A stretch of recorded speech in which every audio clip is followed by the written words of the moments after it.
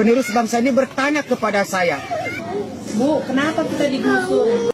Ini khusus untuk Presiden Republik Indonesia Bapak Prabowo Subianto dan Bapak Panglima TNI Bapak Agus serta Bapak Menteri Dalam Negeri Bapak Tito Karnavian. Bapak-bapak pasti sudah tahu masalah di Riau, masalah TN-TN. Apakah kebijakan pemerintah mengusir mereka dari sana menggunakan kekuatan militer sudah tepat? Apakah mereka layak diperlakukan seperti itu, bapak-bapak? Khususnya untuk Bapak Panglima TNI. Aku cuma mau bilang, Bapak, sedangkan pembunuh berantai diberikan hak-haknya, dilindungi hukum, ada hak-haknya yang harus diberikan negara. Pembunuh berantai, sedangkan teroris ada hak-haknya, bahkan mendapatkan remisi pengampunan dari presiden. Itu sudah sekaliber penjahat internasional, teroris ataupun pembunuh berantai. Ini rakyatmu, Bapak. Bapak Prabowo, Bapak Agus, Bapak Tito, itu rakyatmu.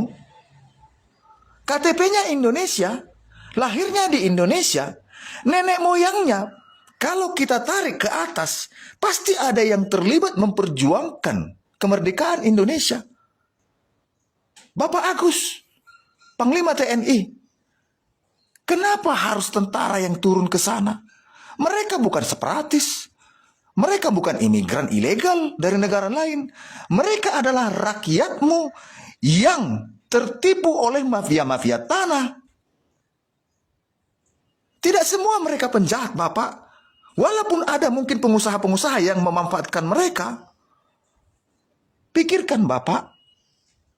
Bapak Agus, Bapak Prabowo, Bapak Tito. Mereka rakyatmu. Ketika pemilu kemarin 2024, 9.500 suara memilih Prabowo. Kenapa sekarang mereka menangis? Apakah tidak ada pengampunan dari pemerintah, sedangkan pembunuh bayaran, sedangkan teroris mendapatkan pengampunan dari negara? Yang sudah jelas-jelas mereka membunuh. Ini masyarakat di TN-TN, mereka korban. Kalau disurvei, separuh dari mereka korban. Dan mereka hanya untuk bertahan hidup menempati beberapa hektar kalaupun dapat. Kalau hanya sepetak tanah. Lalu mereka dirikan rumah hanya karena harganya murah. Tapi keluar sertifikatnya, ada RT RW-nya, ada sekolah di sana. Bahkan ada TPS di sana ketika pemilu. Lalu kenapa tiba-tiba pemerintah mengatakan mereka ilegal? Kenapa? Di sana ada TPS, di sana ada SD. Kenapa tiba-tiba mereka dikatakan ilegal? Orang-orang yang lahir di sana, dia tidak tahu bahwa dia lahir di Taman Nasional.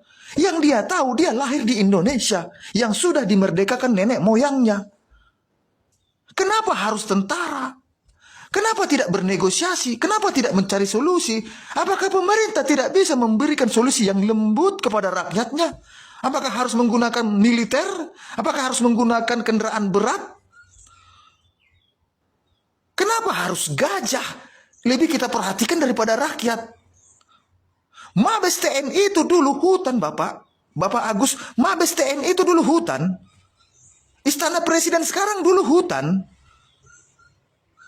Kodam-kodam yang ada di Indonesia ini dulu hutan. Kalau kita bicara hutan, Bapak. Dulu di situ banyak gajah. Kenapa giliran masyarakat kecil sangat sadis perlakuan pemerintah? Kenapa tidak ada pengampunan? Di sana banyak anak-anak kecil, generasi-generasi penerus. Kenapa harus kita sakiti? Sementara kita melihat ke Palestina, ke Rohingya, kita anggap itu saudara kita. Kita bantu beras 10.000 ton, kita berikan lahan 20.000 hektar untuk membantu Palestina. Sementara ada satu rumpun dengan kita dan nenek moyangnya pernah berjuang demi negara ini. Kita geprek, kita perlakukan seperti lebih rendah mereka dari gajah. Gajah mendapatkan KTP dari Gubernur Riau sementara mereka halus kehilangan tempat tinggal. Negara apa ini? TNI harusnya melindungi rakyat. Bukan malah menggunakan loreng, malah mengintimidasi rakyat supaya pergi. Di mana kesadaran kita? Apa itu Sabta Marga? Apa itu Sumpah Prajurit? Mereka bukan separatis. Mereka bukan teroris. Mereka bukan pembunuh berantai. Sedangkan Raja Narkoba, Ratu Narkoba, Corby, diberikan pengampunan oleh Presiden. Teroris-teroris bom Bali diberikan pengampunan oleh Presiden. Kenapa rakyat ini yang sebagian korban yang lahir di sana dia tidak tahu itu apa? Dia hanya tahu Presidenku Prabowo, Panglima Agus, Kapolri Tito, Kapolri Bapak Listio Sigit, Mendagri Tito, gubernur kami ini. Itu yang dia tahu. Coba dipikirkan dulu bapak-bapak, Bapak Prabowo, Bapak Agus, Bapak Tito. Kalau Bapak Agus melihat sejarah, Jenderal D.I. Panjaitan, Majen D.I. Panjaitan, pernah di sana menjadi komandan Batalion Pekanbaru. D.I. Panjaitan pernah menjadi komandan Batalion Pekanbaru dan dia berjuang melawan penjajah di sana. D.I. Panjaitan sebelum dia masuk ke tentara rakyat yang sekarang menjadi TNI. Itu sejarahnya. Bapak Majen D.I. Panjaitan atau legend kurang tahu saya.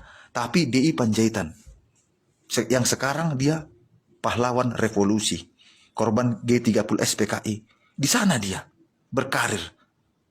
Ya. Komandan di Kesatuan Pekanbaru. Dia berjuang, Bapak. Jangan buat dia menangis. Jangan buat D.I. Panjaitan menangis. Dia dulu di sana berjuang dengan rakyat melawan Jepang. Bahkan dia melatih 80 orang menjadi prajurit. D.I. Panjaitan.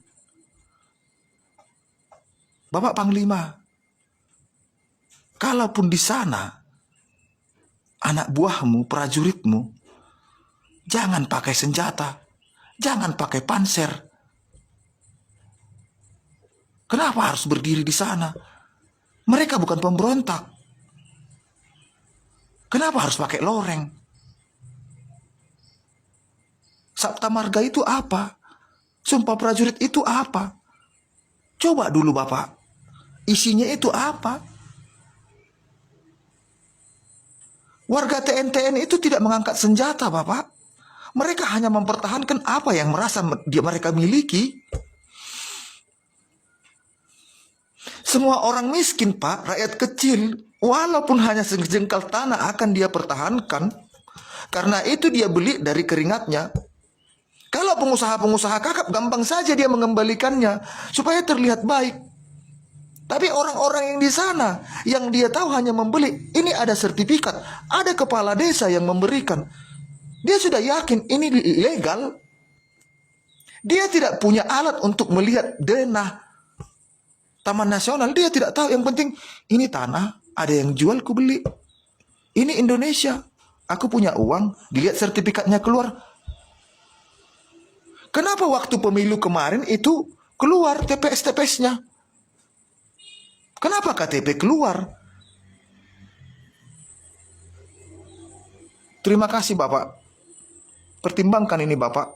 Mereka bukan separatis. Mereka bukan penjajah. Nenek moyang mereka dulu terlibat untuk kemerdekaan negara ini. Demi tujuan anak cucunya bisa hidup tentram, aman dan damai. Tapi kenapa kita menginjak-injaknya?